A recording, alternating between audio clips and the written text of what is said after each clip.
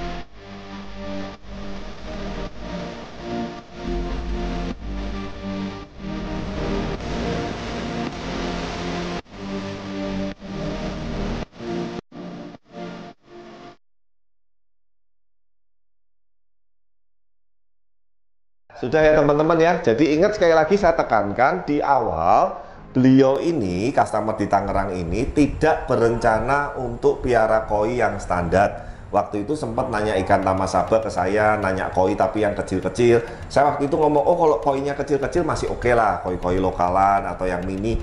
Bahkan saya bilang sengaja kalau bisa koinya tuh dibonsai. Jangan dikasih pakan growth, jangan dikasih pakan terlalu banyak. Intinya biar kecil terus, karena kan ingat kolamnya tingginya aja hanya 30 cm seperti itu. Dan waktu itu spek filtrasi pun untung sekali lagi. Makanya saya kadang kalau diminta renovasi sebuah kolam atau filter dengan tidak standarnya blast, saya nggak mau atau menolak, karena itu sangat apa ya, sangat ribet dan sulit sekali apabila ingin melakukan top up, spec up ataupun secara media dan lain-lain. Kita ini sudah kita siapkan untuk yang paling maksimalnya. Nah, untungnya spek filtrasi yang double wall-nya, chamber 1, chamber 2, chamber 3, chamber 4, chamber collecting sampai pemipaannya itu sudah standar blast yang benar untuk koi. Tapi isi medianya masih low. Jadi waktu itu masih pakai cuman sikat brush, jet mat dan batu apung. Itu pun jumlahnya sedikit. Ingat sekali lagi, karena hanya tadinya untuk kolam hias dan ikan kecil. Udah nih, selesai Val. Kita pulang, kita lanjut proyek yang lain kan. Tiba-tiba customernya telepon, Pak Ade ya, bulan kemarin lah. Ini rumah udah mau finishing, tolong dong kolamnya di running, di finishing. Oke lah, kita ke sana kan. Kita running semua, pompa dan segala macam, UV kita install, singkat kata running. Nah, untungnya waktu itu tim Blast dan Santo nanya, Pak, ini rencana ikan yang mau masuk ikan apa gitu kan. Saya juga waktu itu nggak sempat nanya, pikir saya kan paling nanti setelah running diisi ikan-ikan hias, komet kayak koki kayak ikan kecil-kecil, siklit atau apa, nggak tahu lah. Yang penting kan intinya memang ini tidak untuk koi, yang penting air bening, filtrasi bagus untuk di maintain dan gampang, itu aja goalnya waktu itu. Beliaunya ngomong rencana 50 ekor koi Pak, ukurannya 40 sampai 50 cm, mati dah. Nah, langsung waktu itu tim dan Santo laporan ke saya. Saya waktu itu bingung, yang buat masalah buat saya teman-teman, sekali lagi kalau saya mau cuek, uang udah dibayar, udah selesai, dan bukan salah saya juga kalau akhirnya diisi koi, terserah dimasukin, akhirnya koinya nanti sakit, mati dan segala macam. Sebetulnya saya tutup mata pun nggak salah teman-teman, tapi kadang saya itu karena mungkin berangkat dari penghobi tadi ya, saya merasa khawatir. Saya telepon yang referensi, yang senior customer lama Blesco itu, saya telepon juga ownernya yang punya kolam. Singkat kata saya ngomong, kok ini loh speknya kolam saya kirim lagi, spek medianya saya kirim, spek pompanya saya kirim semua. Ini bukan untuk dikasih koi yang dengan ukuran segede-gede itu, 50 ekor lagi. Iya kan? Nah, saya juga akhirnya beri pengertian kalau yang mengasih referensi atau senior Blast tadi yang customer lama, dia bener-bener nggak tahu kalau ternyata kolamnya cuma 30 cm, speknya juga spek itu. Kalau yang ownernya kolam, dia tahu tapi pikirnya paling sama aja mau ikan kecil ikan apa, toh airnya sudah bening seperti itu. Nah, singkat kata teman-teman, setelah saya jelaskan, beliau mau mengerti. Kemudian beliau nanya ke saya, apa yang paling cepat, yang terdekat yang bisa dilakukan karena koinya ini minggu depan sudah mau dikirim. Waduh. Nah, dealernya juga nggak bisa nahan lama-lama karena mungkin saya salah paham ya. Makanya kalau teman-teman jadi posisi dealer kayak saya ya, bagi yang kita ini kebetulan pond builder, dealer koi, dealer burung ya. Nah, jadi segala macam ini kita sangat tahu. Intinya minggu depan harus dikirim gitu ya. Nah, akhirnya waktu itu saya ngomong, kok pertama atau customer yang bisa kita lakukan adalah top up spek media, terutama media biologis. Akhirnya spek medianya yang tadinya batu apung, kita ganti full dengan BioCube. Itu satu BioCube itu setara dengan setengah karung batu apung. Perbandingannya seperti itu teman-teman. Nah, saya intinya jelaskan semua, beliau oke. Saya ajukan anggaran. Kemudian pompa yang tadinya cuma 1 jam itu circle setengah kali, kita buat sekarang kita nambah pompa 1 jam jadi circle 2 kali. Flow-nya berarti 1 jam putaran 2 kali. Itu udah standar untuk koi. Nah, yang ketiga, karena kapasitas filternya waktu itu juga kecil sekali, cuman kayaknya kalau nggak salah nggak nyampe 30% ya, sorry, agak batuk ya. Kita tambah filter eksternal atau RDF. Nah, RDF-nya teman-teman, sekali lagi RDF ini pun ada beberapa merek, ada beberapa tipe, tapi terus terang yang Blast berani pakai, Satu yang standarnya dari kawan kita Tosin, Mas Tosin ya, Mas Afif, terima kasih. Yang kedua yang standarnya dari Jafarif, Pak Niko dan teman-teman dari grup Java. Nah sekali lagi boleh dicek ke beliau-beliaunya apakah Blaze ini ngomong seperti ini karena di-endorse, karena dibayar. Saya jamin tidak sama sekali. Buktikan omongan saya. Tapi saya sudah membuktikan secara harga, secara spek dan secara pemasangan itu beliau berdua ini produknya yang sangat memudahkan kita sebagai pond builder. Tapi karena case ini urgent, RDF-nya Tosin ini memang dia punya kelebihan lebih, ada beberapa poin plusnya, tapi memang harganya juga lebih tinggi, wattnya lebih tinggi, dan itu instalasinya nggak bisa cepat. Tapi kalau RDF-nya dari Java, namanya tipenya sebentar ini, saya cek dulu ya tadi, Kuria T10 ya teman-teman, nanti bisa tanya dan lengkapnya kalau butuh apa sekali lagi disesuaikan dengan case, kondisi, dan kapasitas kolam. Akhirnya kita tambah RDF Java Kunia T10. Nanti tolong tampilkan ya proses-proses pasangnya, pemipaannya. Saya udah jelaskan mau nggak mau tetap harus ada output pipa yang keluar, tapi nanti kita rapiin ke ujung ke apa, dibungkus kayu dan segala macam, singkat kata beres. Nah setelah dipasang RDF beres, kita saksikan dulu hasilnya seperti apa, airnya seperti apa, dan kondisi kolamnya seperti apa.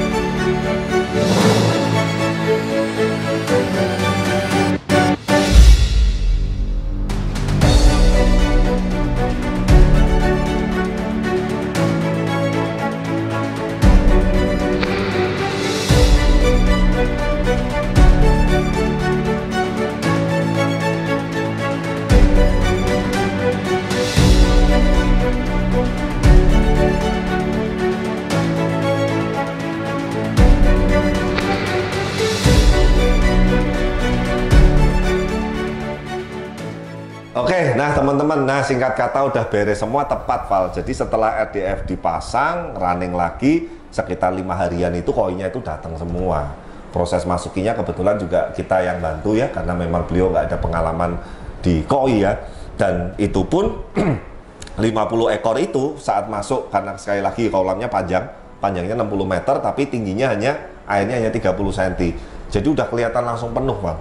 Ya bayangin, kita aja punya satu kolam yang paling dangkal 60 cm, itu kalau ikannya lebih dari 15 ekor aja udah penuh kan rasanya kan. Nah, ini bayangin 50 ekor gitu loh. Memang lebih besar, lebih panjang, tapi ya sekali lagi jumlah ketinggian airnya ini pendek sekali. Tapi puji Tuhannya teman-teman sampai sekarang tidak ada kendala.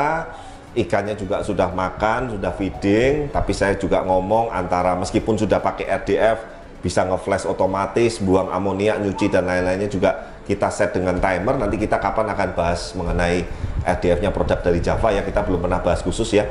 Kalau yang dari Mas Tosin kan kita udah pernah buatin vlognya beberapa kali ya, di Pak Yohanes, di apa yang Mr. David Pupu, RDF juga. Kebetulan kita sebetulnya ini lagi setting di Palembang nih teman-teman. Jadi sekali lagi ya, saya mungkin nggak bisa jelasin di setiap vlog. Palembang ini masih berjalan dan saat ini sedang setting proses filtrasi, pembuatan chamber dan setting RDF. RDF-nya itu KC 160x3.